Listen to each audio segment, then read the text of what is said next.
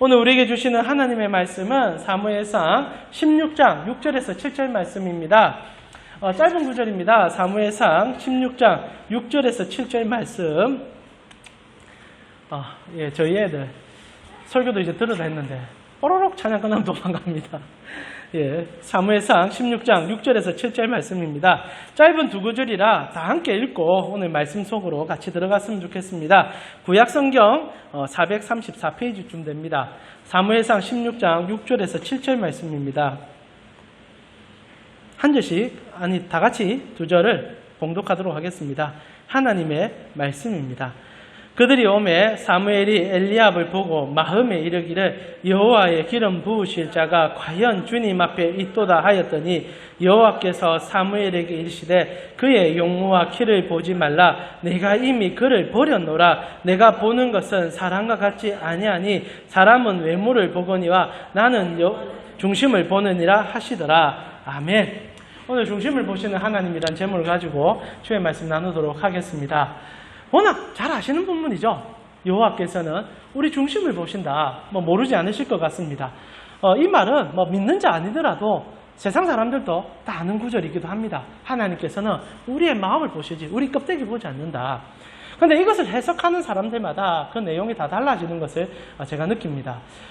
제가 한참 사역을 이렇게 젊은 시절 사역을 시작할 때 그 당시 때 이제 하도 한국 교회에 고지론이 유명했었습니다. 아시죠? 성공해야 된다. 그리고 앞에 나아가야 그리스도의 영광을 드러낼 수 있다는 얘기들을 참 많이 하는 시점에 많은 목사님들이 오늘 본문으로 설교하면서 이런 얘기를 해주셨어요. 참 저는 그게 왜 그런 해석이 나오셨는지 모르겠는데 하나님은 우리 중심을 보시지만 사람은 우리의 외모를 본다. 그래서 교회 안에서 외모를 잘 꾸며야 된다. 왜냐하면 먼저 사람들에게 잘 보여야 되니까. 말은 그럴싸하고 맞는 말이기도 합니다. 여러분 보기 싫은 것을 여러분이 좋아하진 않을 것 같아요. 그렇다 한들 하나님께서 이 말을 하시는데 그런 해석이 나와서 우리의 외모를 잘 꾸미고 교회 안에 더 나은 모습들을 보여주자고 표현한다는 것은 하나님이 정말 우리에게 주고 싶은 말을 오히려 감소시키고 드러내지 못하는 표현력이 아니었나 싶기도 합니다. 저는 이런 말 참 많이 들었었거든요.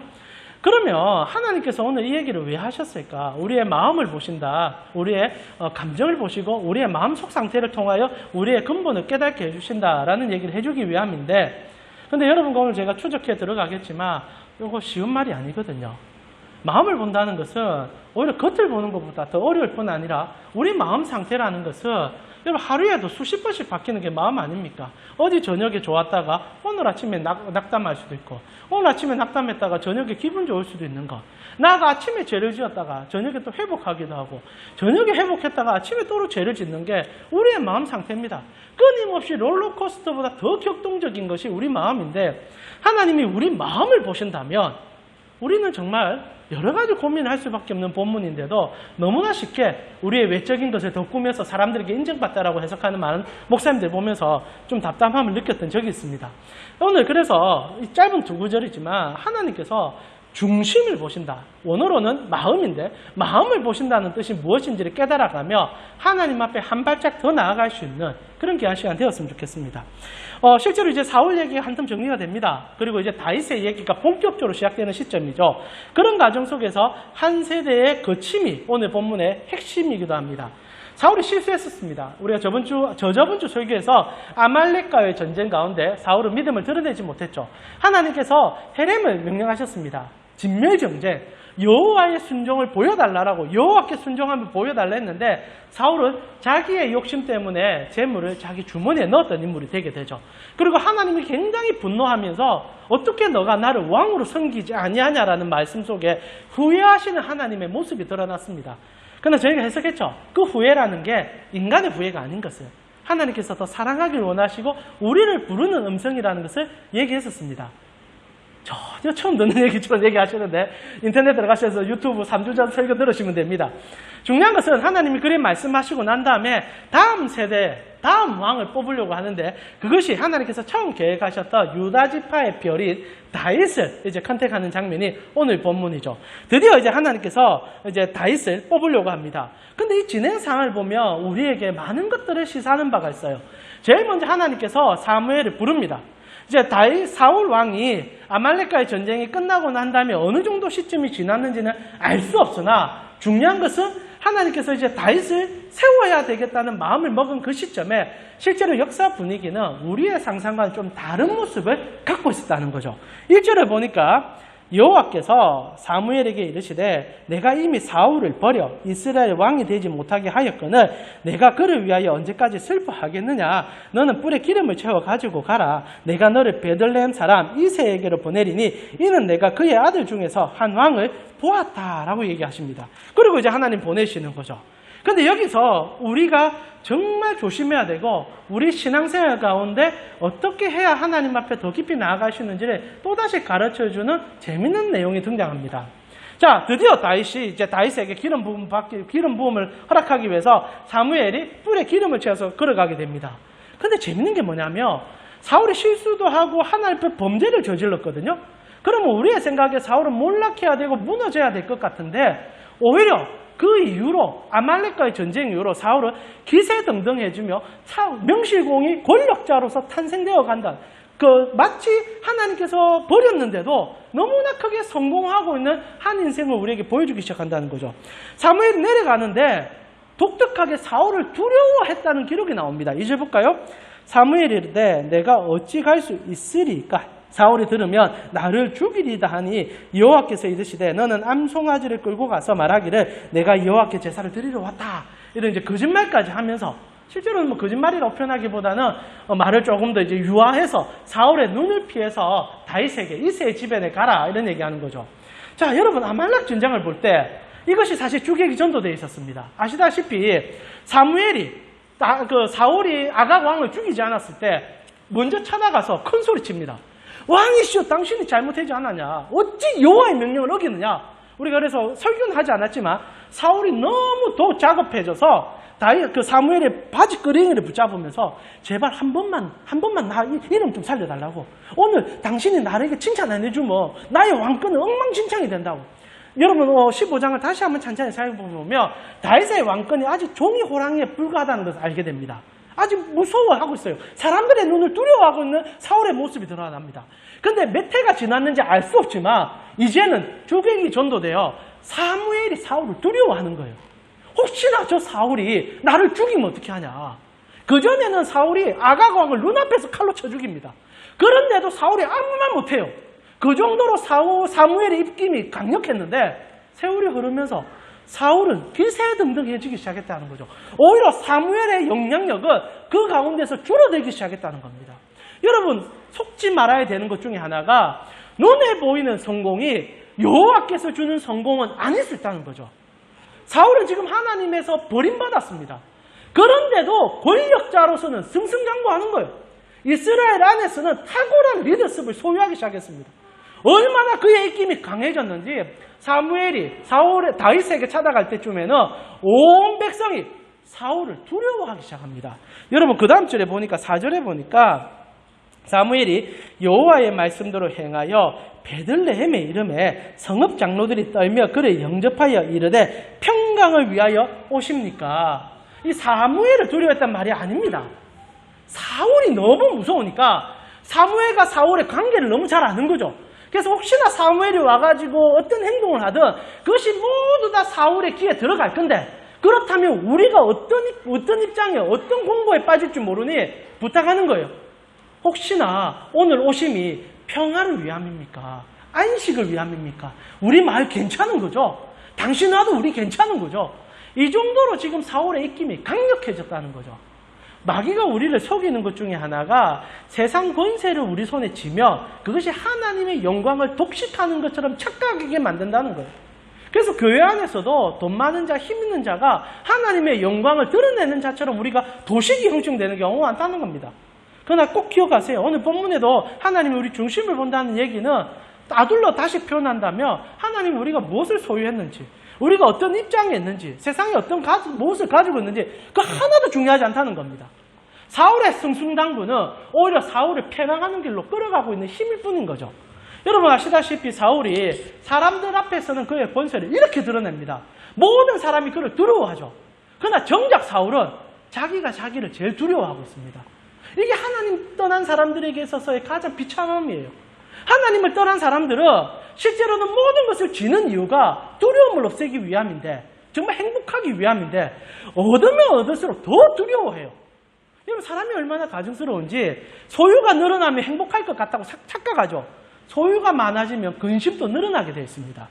저번에 제가 한번 말씀드렸지만, 여러분이 금정산 소유권자라면 어떻겠습니까? 쳐다보면 기분 좋을 거예요. 내 산에 우리 정민이가 등반을 하는구나. 내 산에 강동이가 올라가는구나. 이러면서 내가 내 산인데 얼마나 자랑하고 싶겠습니까? 그러나 불 한번 놔보세요. 그럼 여러분의 재산에 홀라당 타는 겁니다. 여러분, 저 금정산에 만약에 뭐 문제가 생겨서 스님들하고 여러분 논쟁이 생겼다. 도모사 주지가 찾아와서 말을 이렇게 한다. 머리가 아프죠. 사실 오르는 사람에게, 등반객에게는 아름다운 산이지만 소유자에게는 근심거리고 걱정거리 아닙니까? 사울이 어떻게 되는 줄 아십니까? 가면 갈수록 권력이 커지면 커질수록 무서워하기 시작해요. 결국 어떤 결과가 나옵니까? 악신에 들립니다. 왜? 두려우니까. 여러분, 사단은요, 우리 마음이 언제 해코지라는 줄 압니까? 빈틈이 보일 때, 연약함이 나타날 때, 하나님을 신뢰하지 아니하고 나를 의지할 때 사탄은 그걸 먹일 것처럼 팍 깨무뭅니다. 결국 사울이 얼마나 비참하게 그 인생을 마무리한지 여러분 잘 아시잖아요. 그렇게 권력자가 되어져가고 금은보화로 온몸에 치장해도 마지막 날 자기 아들 3명이 자기 눈앞에 죽는 것을 쳐다보고 자신은 자살할 수밖에 없는 상황에 몰입하게 되죠. 그 인생을 마지막으로 지켜보는 우리의 입장에서 그가 진짜 성공한 인물일까요? 입김이 좋아지고 휘두는 힘이 생기고, 그리고 사람들이 우러러본다 하여 그것이 하나님께 사랑받는 것이고 세상 속에 형통한 것이라는 것을 우리 머릿속에 지울 수 있으며 그것이 하나님을 향한 통로가 될 수 있는데 그게 잘 안 돼요. 그런 면에서 오늘 사무엘은 우리에게 또 다른 도전을 주고 있는 거죠. 자, 말을 조금 더 정리하면서 이런 과정 속에서 사무엘이 너무나 두려워하며 권세자인 사울의 눈을 피해서 이새의 집에 도착하게 됩니다. 그런데 이제부터 재밌는 스토리가 시작돼요.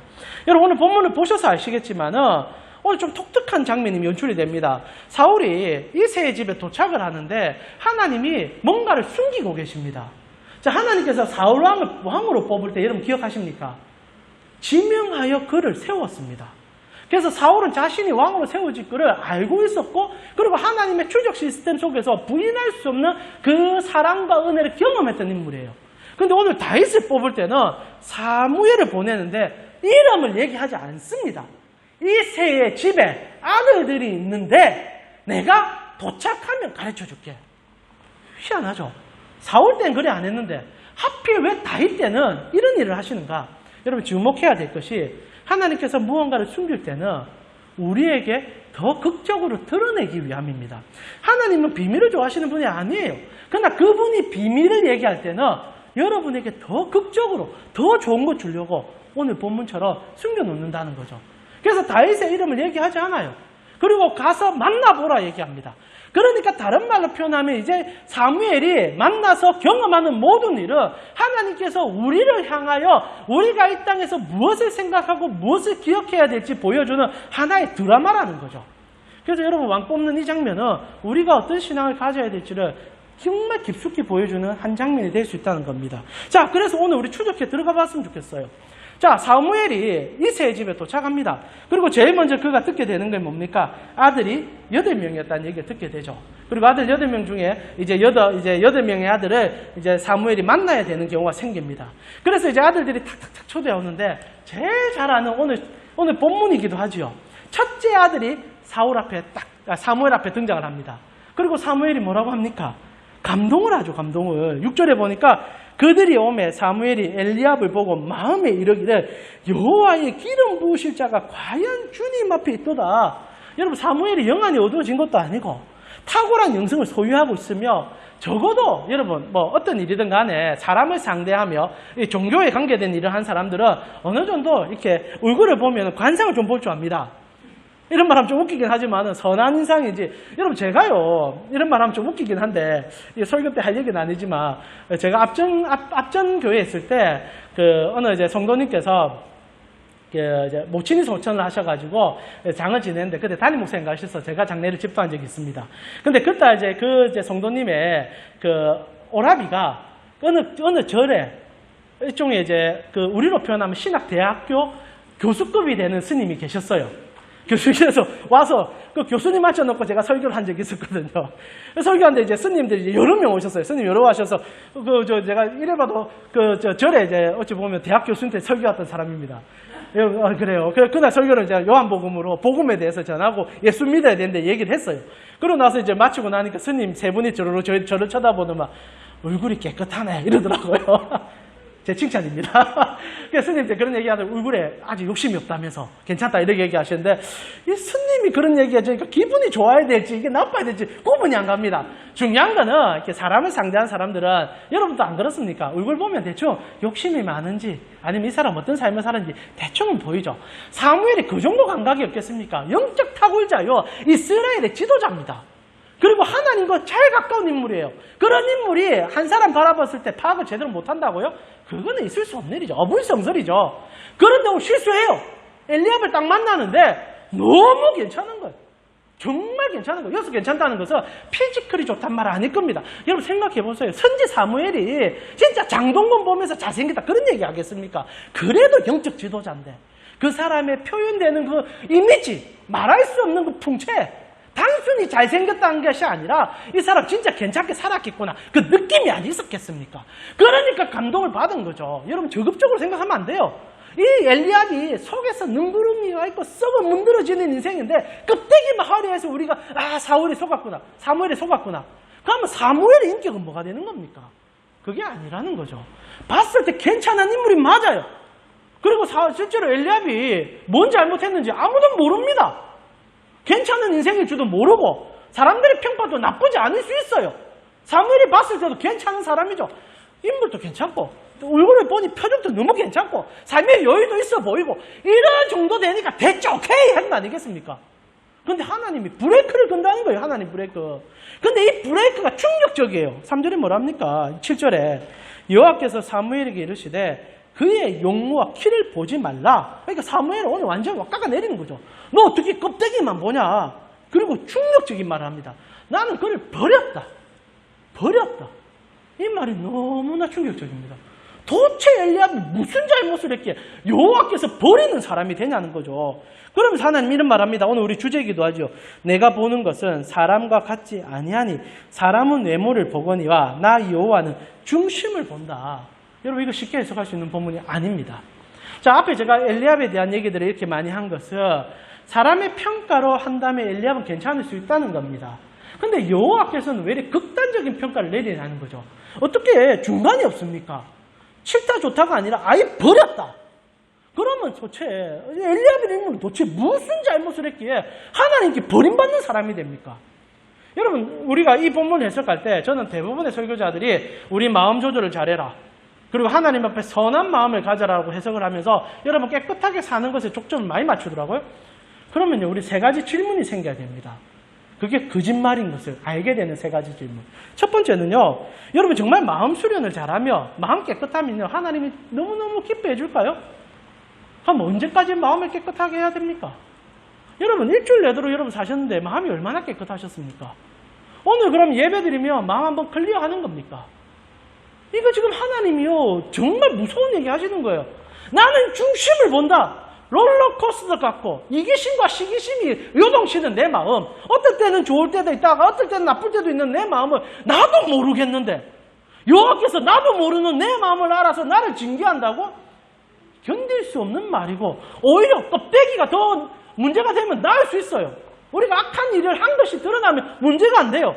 그러나 마음을 깨뜨려 본다고? 어느 누가 여호와 앞에 서겠습니까?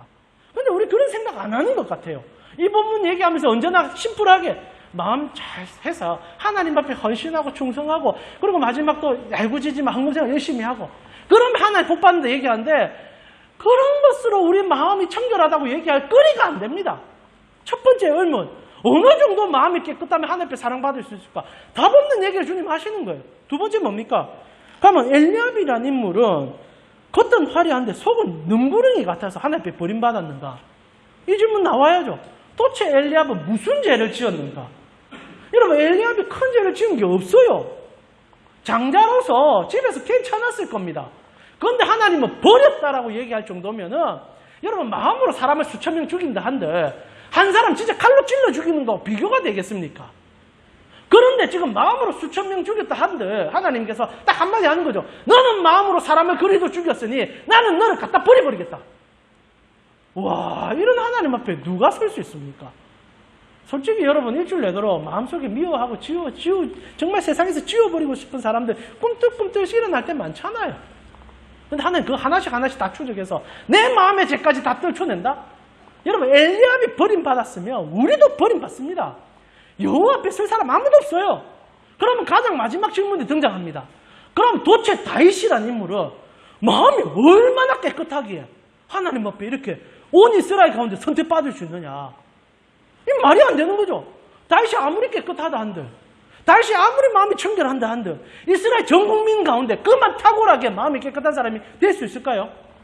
자, 오늘 여호와께서 말씀하시는 이 얘기는 우리가 공로로 구원받는 것이 얼마나 위험한 생각인지 가르쳐주는 본문일 뿐 아니라 우리가 해석을 잘못하며 하나님 앞에 큰 곤욕을 차릴 수 있는 본문인 것을 깨닫기 바람입니다. 여러분, 여호와께서 중심을 본다는 것은 우리가 생각하는 중심과는 달라요.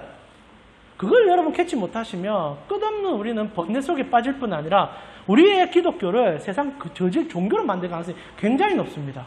그럼 하나님이 우리의 마음에 보신다는 그 중심이 뭘까? 실제로 성경은 얘기를 안 해줘요. 이게 문제입니다. 얘기해주면 우리가 속 시원히 알죠. 그건 하나님은 얘기하지 않아요. 근데 왜? 얘기하지 않아도 알 수 있으니까 안 하는 거겠죠. 자, 그래서 이제부터 우리는 성경이 말하지 않는 다윗의 마음 상태를 추적해보자는 겁니다. 도대체 다윗은 어떤 마음 상태였고, 그래서 그 집안에서 유일하게 선택받을 수 있는 인물이 되었는가? 하나님 마음이긴 하겠지만 성경 몇 가지 단서를 준다는 거지요. 자, 첫 번째 우리가 알게 되는 것은 사울은 이 집안에서 뭔가 모르는 왕따의 경험을 하고 있다는 겁니다. 혼자서 아웃사이드가 되어버렸어요. 여러분 이제 뒤에 가면 11절에 사무엘이 사울에게 이새에게 대화를 나눌 때 뭔가 하나 이상한 게 드러납니다. 우리 한번 같이 읽어볼까요? 11절입니다. 같이 읽겠습니다. 또 사무엘이 이새에게 이르되 내 아들들이 다 여기 있느냐? 이새가 이르되 아직 막내가 남았는데 그는 양을 지키나이다. 여호와께서 사무엘이 이새에게 이르되 사람을 보내어 그를 데려오라. 그가 여기 오기까지는 우리가 식사 자리에 앉지 않겠노라. 아멘. 하나님께서 이제 전부 다 아니라 했던 거죠. 앞에 7 형제가 전부 아니다라니까 이 사무엘이 당황스러운 거죠. 그러면서 이제 이새에게 물어봅니다. 형제가 한 명 더 없냐? 하나님이 다 아니라 한다. 그러자 급하게 하는 얘기가 한 놈이 남아있는데 그 친구는 저기 가서 양을 치고 있습니다. 여러분 이때까지 목자 다윗에서 굉장히 좋은 이미지를 갖고 계셨죠. 요 가정의 문제입니다. 왜냐하면 지금 이새라는 인물이 정말 아들을 이 좋은 사무엘이 완 자리에서 그 아들을 보이지 않아야 될 이유가 있느냐라는 질문할 때 없어요. 여러분 이새는요, 여러분 우리가 생각하는 것보다 부자입니다.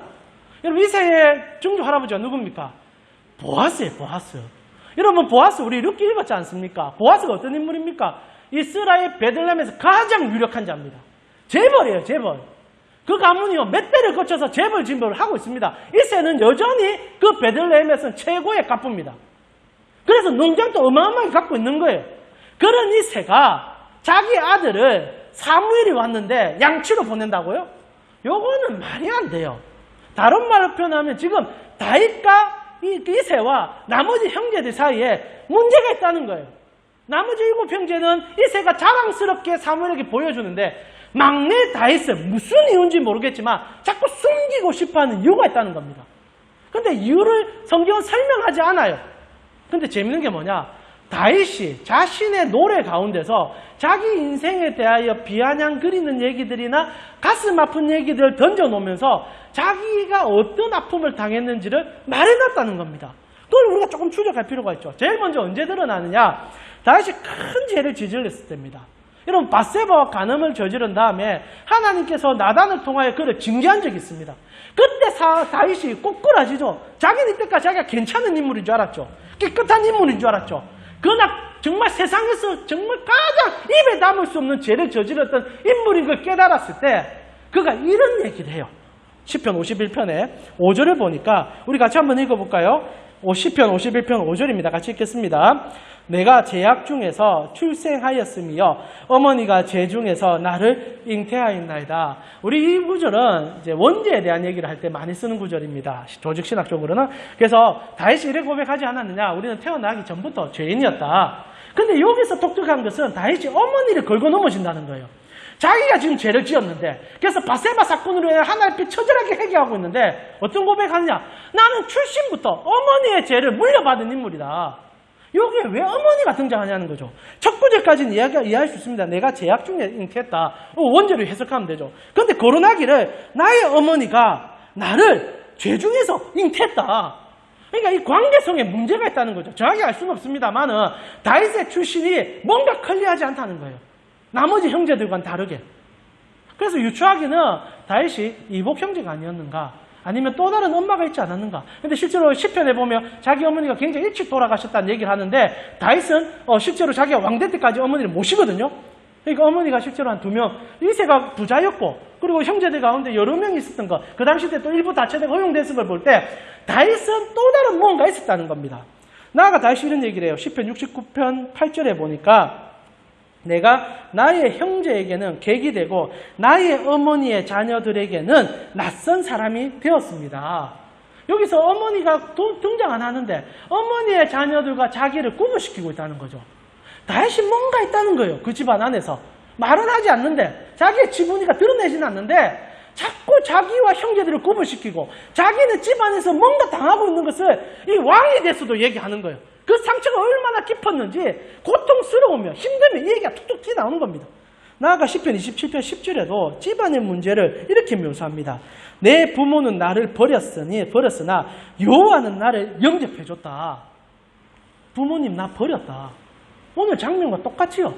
부모님은 다윗이 어느 중요한 자리, 필요한 자리 있으면 숨겨놓습니다. 너 이래. 우리로 표현하면 홍길동인 거죠.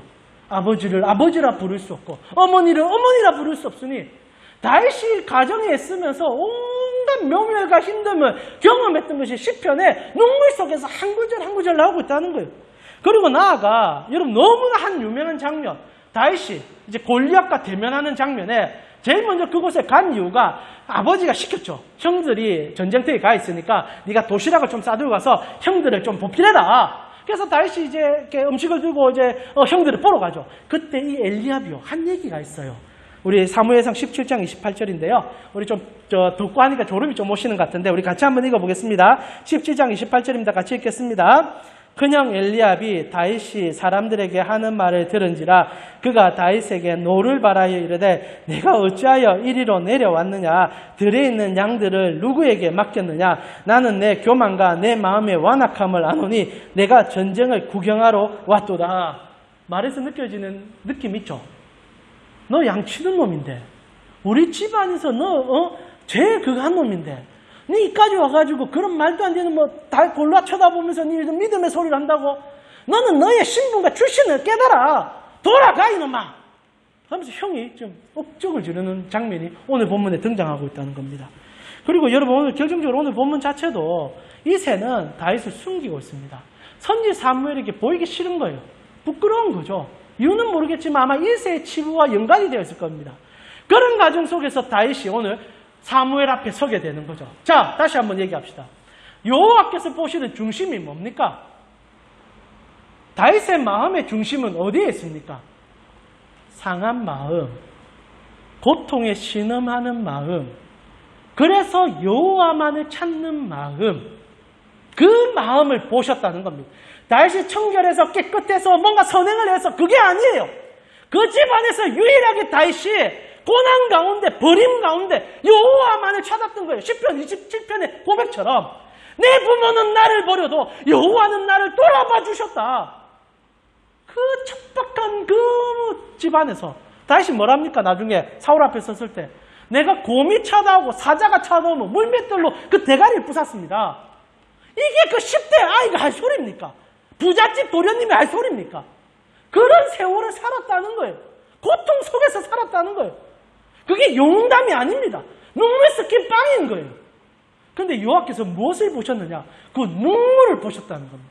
그 상함을 보셨다는 거예요. 여러분 꼭 기억하셔야 될 게 물론 사람의 청결함, 깨끗함, 노력함 주님이 무시하지 않습니다. 그러나 주님이 제일 먼저 보시는 게 무엇이냐? 주님을 참는 자들의 마음. 오늘 또 주님을 찾고 있느냐라는 그 의미. 다윗이요. 그 어린 나이에 미친 듯이 주님을 찾은 거예요. 왜? 죽을 것 같으니까. 이러다가 내가 집에서 정말 어찌 될지 모르니까. 눈물로 주님을 찾고 눈물로 주님께 씨를 뿌린 거예요. 제발 좀 살려달라고. 나는 이것밖에 안 된다고. 주님 이러다가 나 진짜 이 가정에서 어찌 될지 모르겠다고. 근데 여호와의 시선이 다윗과 맞닥뜨려 버립니다. 하나님은 오늘도 마음이 상한 자를 찾고 계십니다. 눈물 흘리는 자를 찾으시며 은혜의 날을 기도하는 자들을 향하여 다가오시는 주님이라는 거지요. 여러분 너무나 쉽게 하나님의 마음을 오해하시는 것 같습니다. 마치 내가 더 노력해서 더 깨끗한 마음을 가지며 하나님이 기뻐하시리라. 맞습니다. 기뻐하십니다. 그러나 우리의 마음이 제어가 되던가요? 아무리 노력한다 한들 어느 정도 깨끗해지겠나요? 여러분 우리가 착각하는 것이 우리의 마음을 내가 수련하기 전에 여러분이 해야 될 것은 여호와 눈 맞추는 행동입니다. 하나님 앞에 먼저 나아감이 더 중요한 것입니다. 주님의 뜻을 깨닫는 것이 더욱더 중요하다는 겁니다. 다윗이 평생 그걸 잘한 거예요. 그래서 그가 그 추악한 밧세바의 사건 속에서도 살아남을 수 있던 것은 그렇게 죄를 저지르고도 다시 한번 주님과 눈을 맞췄기 때문에. 사울은 여러분 평이하게 살았습니다. 엘리압도 평이하게 살았습니다. 그러나 왜 여호와가 버린 줄 압니까? 그의 일평생에 여호와 눈 맞춘 적이 단 한 번도 없으니까. 하나님을 모른다 하는데 하나님이 아무리 외쳐도 그가 어찌 듣겠습니까? 사랑하는 우리 가운데 식구 여러분, 주님은 오늘도 여러분에게 그 눈을 맞추자고 얘기하는 겁니다. 실제로 이건 신구약 전체를 꿰뚫는 얘기죠. 예수님도 동일한 얘기를 우리에게 해주십니다. 제가 이 비유를 좀 들고요. 여러분 그걸 말씀을 좀 마무리하고 싶은데 여러분 하나님에 대한 오해를 좀 버리셨으면 좋겠어요. 하나님은 여러분 줄 세워서 1등을 향해서 달려가 1등 되는 자에게 상급을 더 많이 주는 분이 아닙니다. 지금 올림픽 시작됐는데 금메달리스트에게 시선을 맞춰주는 우리의 입장과 주님의 입장이 다른 거예요. 그래서 오늘 마음을 본다 얘기하는 겁니다. 여러분 이 말의 키포인트는 이거예요. 주님이 보는 건 과정이라는 겁니다. 이 땅에서는 절대 보지 않는 과정을 주님은 가장 중요한 하이라이트로 본다는 거죠. 마지막 결승점에 도착해 금메달 딴 사람들을 보는 외모적인 세상이 아니라 주님의 시선은 우리가 살아가는 과정 속에서 고통스러워하며 힘들어하지만 여호와께 진실되기 위해서 노력했던 그 순간 그것이 최고의 상급이다 말하는 분이 우리 여호와라는 거예요. 여러분 달란트 비유라는 게 있습니다. 마태복음 25장에 천국 비유를 드는데 제가 여러분과 설교도 한번 나눴지만은 여러분 5달란트, 2달란트, 1달란트 주면서 마지막 날 이제 주인이 이제 돌아왔을 때 5달란트 받은 종은 5달란트를 남기고 2달란트 받은 종은 2달란트를 남기고 1달란트 받은 종은 오히려 주인을 욕하면서 이거 꼴랑 이거 주놓고 당신 요구하는 거 웃긴 거 아니냐. 그래서 땅에 파묻어버리는 그런 일이 생기죠. 그때 주님께서 1달란트 그 받았던 사람에게 굉장히 책망하면서 네가 나를 그렇게 이해했다며 네 그렇게 이해한 대로 가라. 그래서 이제 떨어지게 되는 일이 있죠. 사랑하는 우리 가우식구 여러분, 이 비유의 핵심이 뭔지 아십니까? 오늘 사무엘서의 이 비유와 이 얘기와 동일한 얘기를 하는 겁니다. 말씀 마무리하고 싶은데요. 중요한 건 이겁니다. 그런데 하나님께서 5달란트를 주고 2달란트를 주고 1달란트 주는데 왜 돈을 주셨냐라는 걸 여러분 생각해 보셨습니까? 저는 주님의 말씀은 언제나 시크릿이라고 생각해요. 비밀이라고 생각합니다. 왜? 들을 게 있는 사람들만 들어야 되니까. 그게 은밀한 게 아니에요. 돈 좋아하는 사람들에게는 이 달란트 비유는 전부 돈으로 해석돼요. 그래서 어떤 해석을 합니까? 달란트라고 해석해요. 말 그대로 재능을 얘기해요. 그래서 하나님이 주신 재능을 기발하게 발휘해서 드러내서 세상에 빛이 되라 소금이 되라. 주님이 진짜 그러려고 그 돈 얘기했을까요? 여러분 주님이 하신 돈 얘기의 100%는요. 돈을 걷어내야 돼요. 그러면 진실이 드러나고 진리가 드러납니다. 주님이 주신 것들 그것을 가지고 우리가 어떻게 살았냐를 계산하고 그리고 물어보는 주님을 얘기하기 위해서 5달란트, 2달란트, 1달란트 얘기한 게 아닙니다. 저는 이 설교를 달란트 이 설교 중에 가장 기억나는 설교가 무엇이냐면 장애를 가지시던 목사님이 했던 설교입니다. 한번 들어보십시오. 어떤 목사님께서 한쪽에 이렇게 소아마비가 오셔가지고 다리 장애가 있는 분입니다. 근데 설교를 하시는데 자기보다 더한 장애를 가진 지체를 만났어요. 전신장애를 가지고 오셔서 침대에 누워서 고동이 안 되는 자매를 만나게 됩니다. 그래서 서로 대화를 해요. 목사님도 장애가 있고 자매도 장애가 있습니다. 근데 자매가 울면서 이런 얘기하는 거예요. 목사님, 저는 태어날 때부터 고동이 안 됩니다. 근데 내가 하나님을 믿는데 이런 나를 하나님이 쓰실까요? 이런 나는 하나님 만나면 무슨 얘기 할 수 있을까요? 나는 전도도 한마디 할 수 없고 그렇다고 하나님을 제대로 찬양하기도 입이 돌아가지 않습니다. 목사님, 나는 왜 이런 인생을 살아야 되고 하나님이 나에게 원하는 것은 무엇인데 왜 나에게 이런 몸뚱아리를 줬습니까?